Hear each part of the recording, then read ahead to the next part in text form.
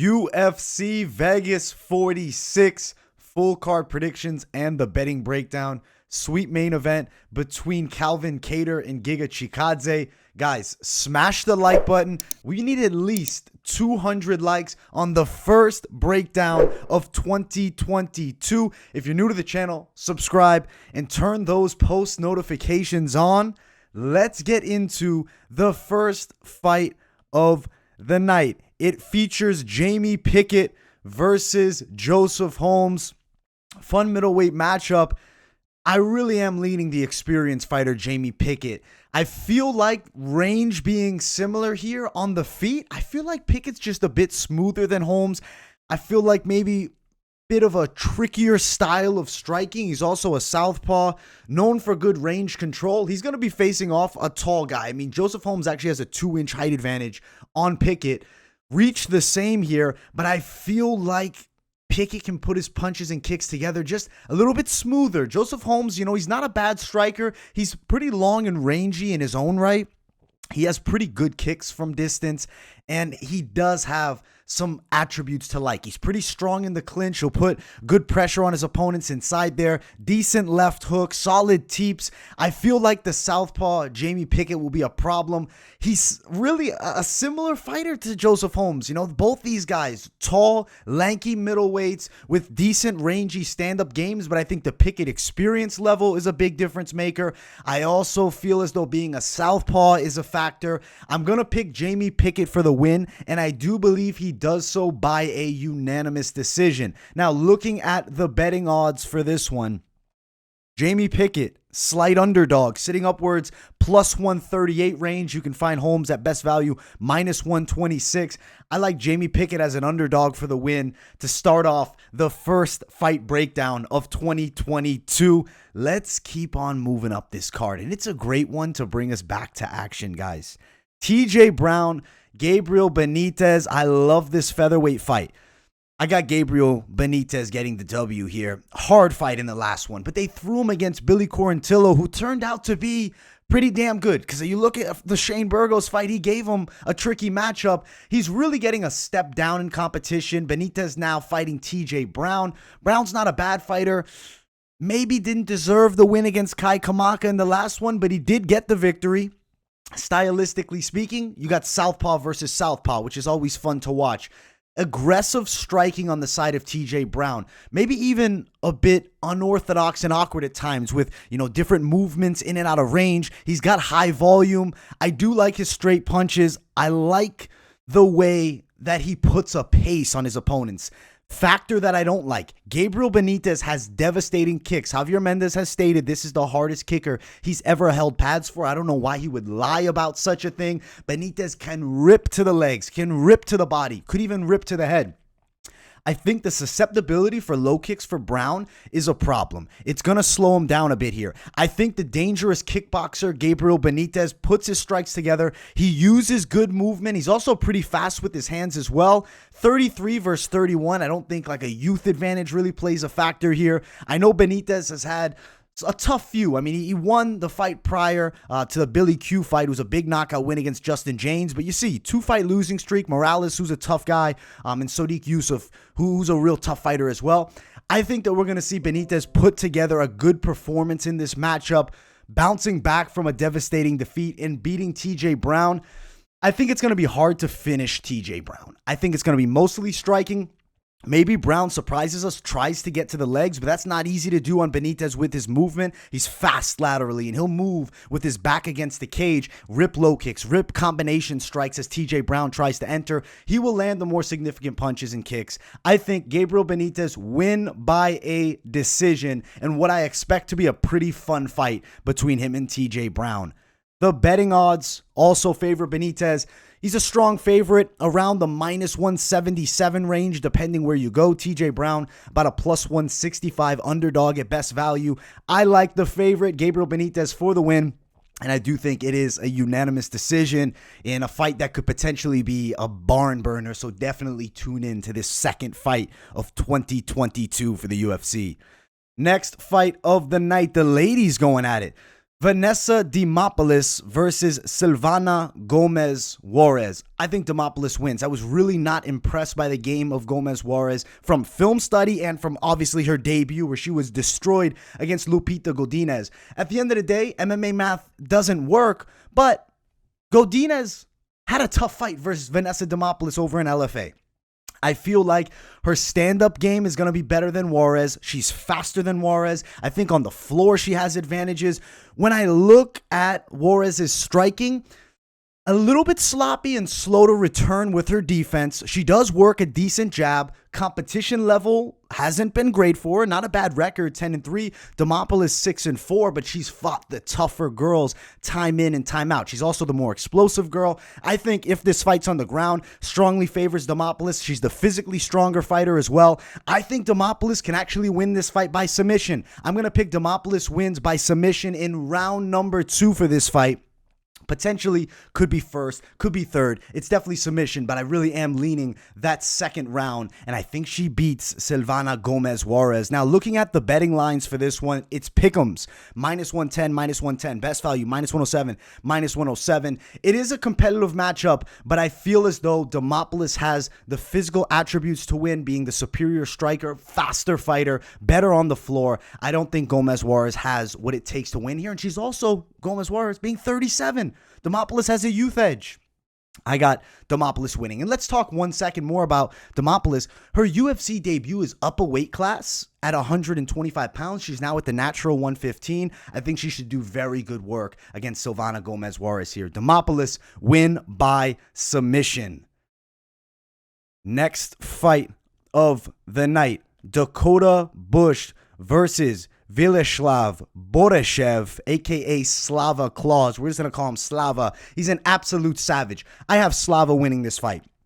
Dakota Bush, no bad things to say. I mean, he's a pretty decent striker. A little bit square at times, and the head gets stuck on the center line. And when you have a knockout fighter like Slava Claus on the opposite side, it takes one. His counter striking is fantastic. He keeps his high guard up well. He has a stiff jab and devastating hook strikes. Also on the floor, he's not a bad grappler. He's very strong from the top position. I feel like he's going to land beautiful counters here, and I think that he can knock Dakota Bush out. I'm leaning second round knockout for Slava Claus over Dakota Bush. I feel like when you look at Dakota's game, you see him being a bit square, a little bit head on the center line too much, but he'll then get wild. Openings will be there, and Slava Claus will land a devastating strike. KO win for Slava Claus, a.k.a. Slava Claus. Really, that name's hard to say. Viacheslav Borshchev. Fantastic fight. I'm on Slava Claus, and I'm a fan of Slava as well. Fantastic nickname, too. I'm a fan, and I think he takes Dakota Harry Bush out. I think he stops him. Inside the distance, KO TKO. I'm picking second round to give you like a real Mystic Mac specific pick. Odds for it, -190 for Borshchev. Best value, -188. Push upwards of +155. I don't think Bush has much of a chance here. Slava by KO TKO. Let's keep on running up the card. Ramiz Brahimaj and Court McGee. Look at Brahimaj's UFC career. Lost to Max Griffin where his ear was destroyed, and then he destroys Sasha Paletnikov. He fights a vet in Court McGee. I'm going to pick Brahimaj for the win. I have to go youth here. I think he has a striking speed advantage, and his submission skill set is off the charts. That's what he's known for. You look at all 9 of his wins by submission. Look at Court McGee. Not a guy that gets finished. He was recently on a 3-fight losing streak, but you look, each of those guys, he loses by decision, one of them being Sean Brady, who's fantastic on the floor. I don't see Brahimaj tapping out Court McGee. I also got to respect Court McGee's grappling game too, because he's super well-rounded. I'd call him like the king of the generalist. He's good at everything, not necessarily great anywhere. He's going to make it a tough fight for Brahimaj. I still think the youth could be a substantial factor. I do think potentially some takedowns for Brahimaj could land. Striking, I see the speed advantage. Court is not necessarily the fastest guy. I think there'll be openings for Brahimaj, but he doesn't have the striking power to necessarily hurt Court. I'm going Brahimaj win by a decision, unanimous decision over Court Crusher McGee. I do love some Court McGee. So if I, wasn't wrong on this one and Court McGee came through, I would be really happy for the guy because I followed this man since The Ultimate Fighter. Looking at the odds, Court McGee favorite. Best value -105. Brahimaj underdog. You can find him at +105. I got the slight underdog, Ramiz Brahimaj, for the victory. Fun prelims. The next prelim, Brian Kelleher versus Saidyokub Kakhramonov. I love this fight. I think Kakhramonov definitely does get it done, but you got to respect Brian Kelleher. He's tough as nails. He brings the fight each and every time. He's got a dangerous stand-up game. He's pretty fast, nasty guillotine choke, high-volume guy with a ton of forward pressure. It's going to be a fight for Saidyokub Kakhramonov. This is the fight that you need to really see where your level lies. Win, lose, or draw. Great experience for the young Saidyokub Kakhramonov, but I think he beats Brian Kelleher. You look at the striking. It's super explosive for Kakhramonov. He has heavy low kicks. He's fast with his hands. He also throws some devastating power hooks and overhands. His takedown defense is solid. His grappling game is good too. He's got a nice submission skill set. I think Kelleher gets in some trouble here. Potentially very entertaining fight.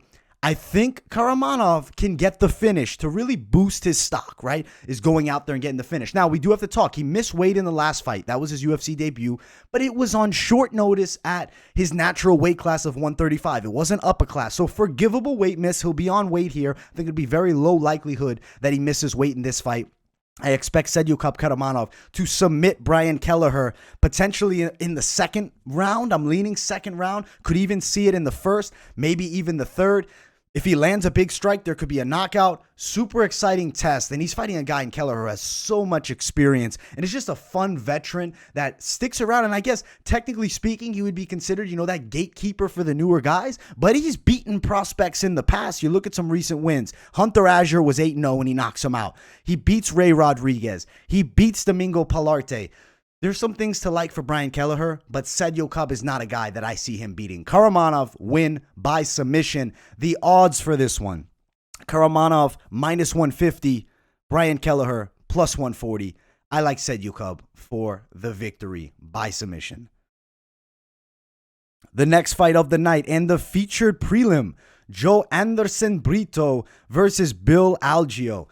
I gotta lean the vet. Algeo, the UFC experience is an ultimate factor for me. He's also got a serious height advantage and a little bit edge in the reach. He's super unorthodox. You look at the game of Algeo, the hands are down majority of the time. He's throwing punches from his hips and he's extremely hard to read. Jumping front kicks. He throws, pretty decent looping hooks as well as his opponents will enter range. I feel like he's going to be moving a lot with Brito. Brito looking to press him here. Brito's a pretty athletic and explosive guy. A little bit over aggressive. There's things I don't like. He'll put too much forward pressure. He'll throw only power shots. Could potentially find himself getting fatigued. He did get signed from the Contender Series. You look, that fight inconclusive. It was eye poke, which led to a win by technical decision.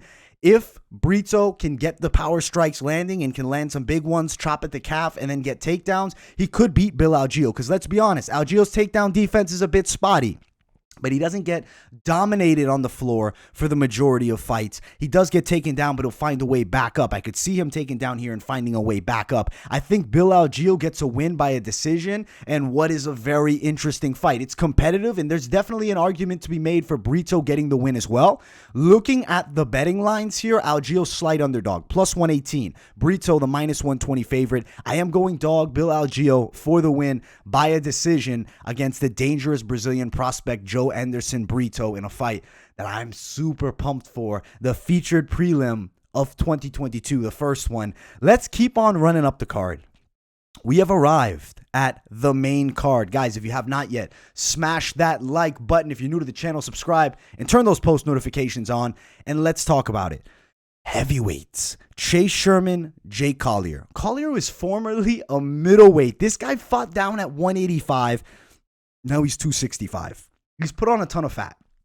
But there's things to like about that. I think Jake Collier wins this fight over Chase Sherman. He's coming into his own at heavyweight at 265. He's a big man. He's not a short guy. He's 6'3". His opponent Collier is 6'4", but slight reach advantage for Jake Collier here. Speed edge for Jake Collier here. Athleticism edge for Jake Collier here. I think the striking game is better. He doesn't have bad wrestling. He has pretty heavy hands. He's pretty fast with his punches. He has a nice hook, a solid jab.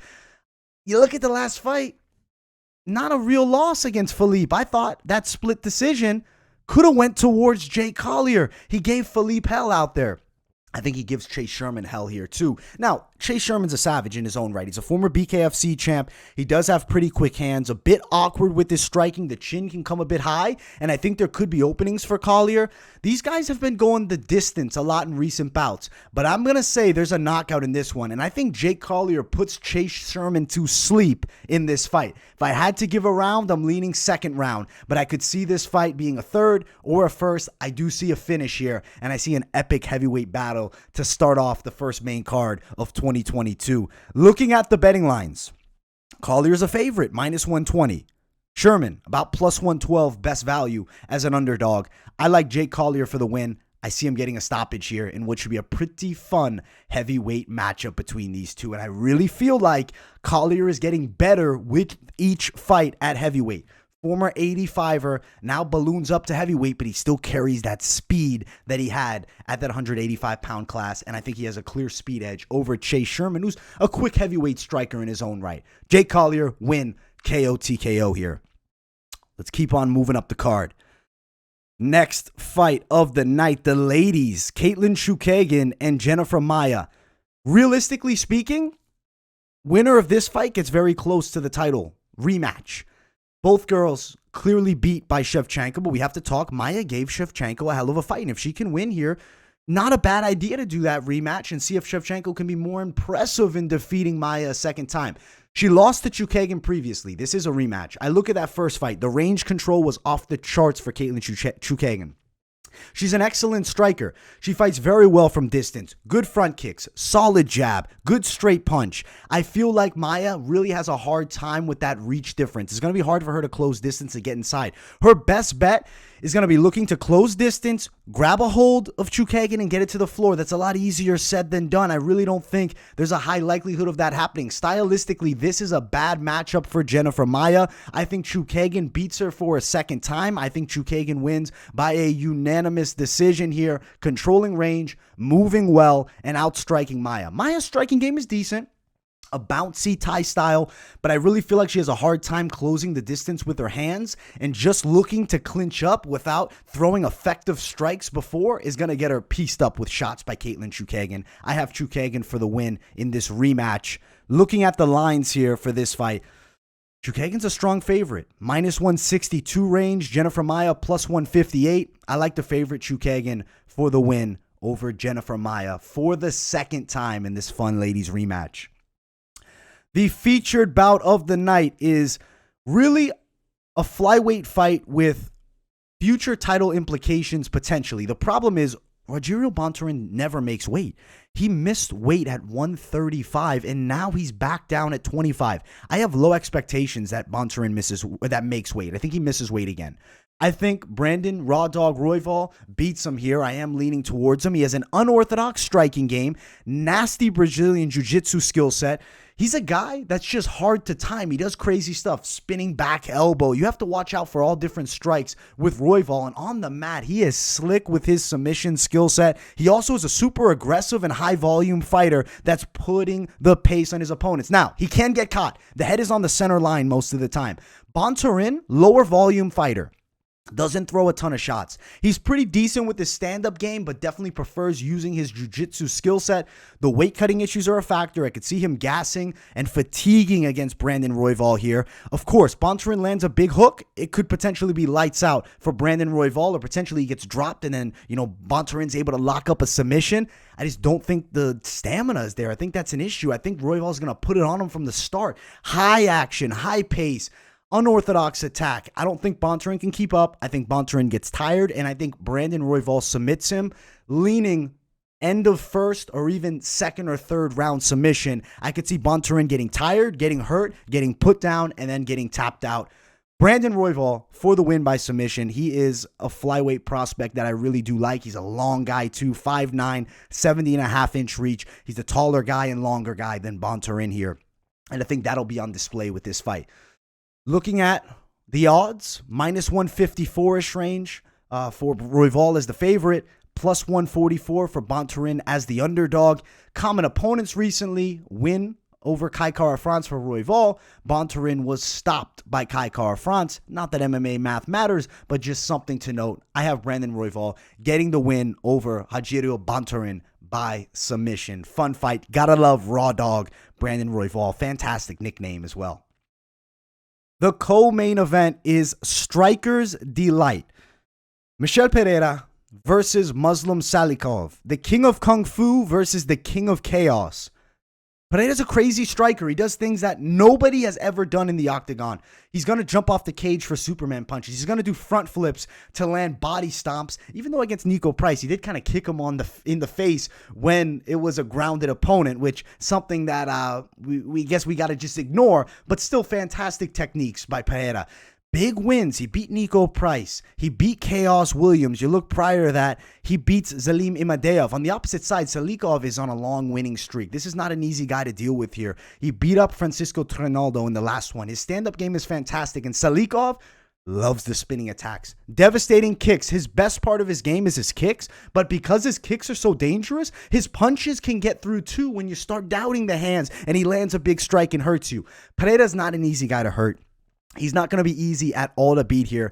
The unorthodox style will be a substantial factor in this fight, and also something we have to note. Pereira's a Brazilian Jiu-Jitsu black belt, an underrated ground game. He has skills on the mat. Maybe he surprises us with a bit of a grappling attack. He thinks, Salikhov maybe thinks it's going to be striking only. Pereira then shoots for something or maybe gets Salikhov to the floor with some type of crazy strike. Works from the top position. I could definitely see heavy top pressure being a factor here, even though Pereira not necessarily the best wrestler in the game. I'm going to pick Michel Pereira for the win, but it's a damn close fight. I got to go for it because of the reach advantage, the height advantage, and the youth advantage. I think Michel Pereira beats the king of Kung Fu, Muslim Salikhov, in a striker's delight, which could have a little bit of surprise grappling in as well. Fantastic fight.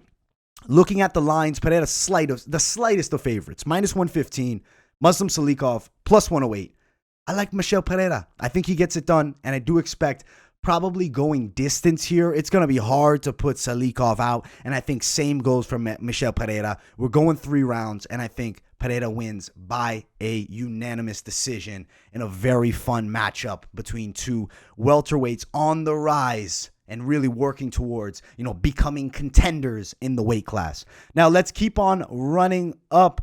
We have now arrived at the main event of the evening. If you guys have not, smash that like button. If you're new to the channel, make sure to subscribe and turn those post notifications on too. And let's talk about a great first main event of 2022. Featherweight title implications are definitely on the line. Calvin Kattar, though, dominated in the last fight, destroyed on the feet by Max Holloway. That was a while back. That was nearly a year ago. He's now fighting Giga Chikadze, who is the best technical striker in the featherweight division. He is a former K1 fighter. He has a lot of experience in kickboxing. I would say he has excellent technical stand-up skills, stance switches, devastating kicks. He moves extremely well. He's a very good counter striker too. His distance management is off the charts. His straight punches are nice. His switch body kick is off the charts.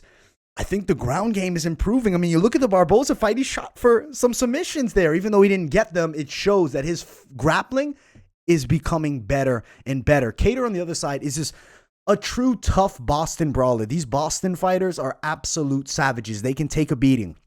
You look at the game of Kattar, a lot to like. He's got a wrestling background. He was a standout in high school wrestling. He has good boxing skills, very fast, good forward pressure, mixes up the combination strikes well, and then will throw to the body, heavy hooks to the body. But Chikadze has seen it all in the highest level of striking.